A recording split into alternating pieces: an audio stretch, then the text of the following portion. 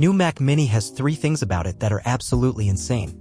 Apple skipped their usual event this year and dropped a series of press releases to update their entire Mac lineup to the M4 chip.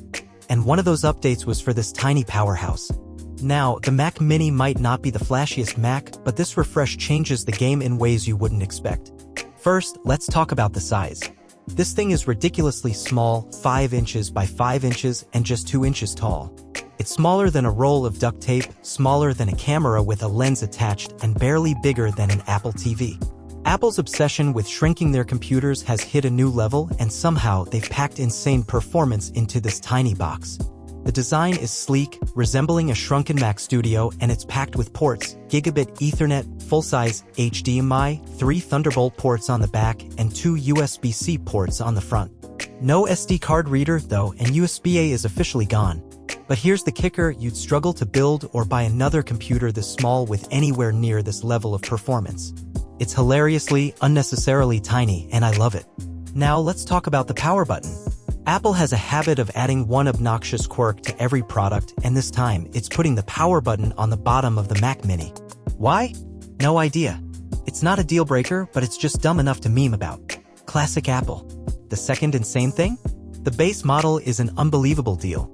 For $599, you get the M4 chip with 16 gigabytes of unified memory, double the previous base model.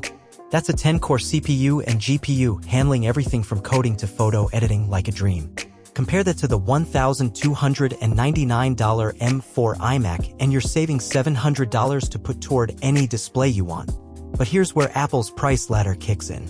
The base model has 256 gigabytes of storage, and upgrading to 1 terabyte costs an extra $400. Need 10 gig Ethernet? That's another $100.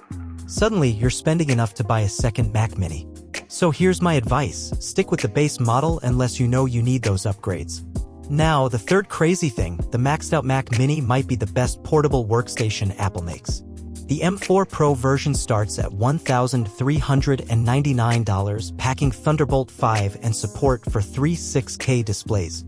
It outperforms some older Mac Pros in CPU benchmarks, and its GPU hits M1 Max levels.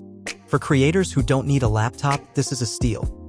Apple's always dreamed of making tiny, powerful computers, but Intel chips held them back. Now, with Apple Silicon, they've nailed it. This Mac Mini is what the trash can Mac Pro wanted to be: workstation power in a silent, 5-inch cube.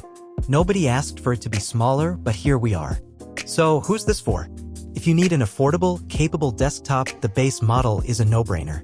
If you're a pro who travels, the M4 Pro version is a portable beast. And if you just love absurdly small tech, well, enjoy your new conversation starter. Apple's done it again, making the impossible small and the small incredibly powerful. What do you think?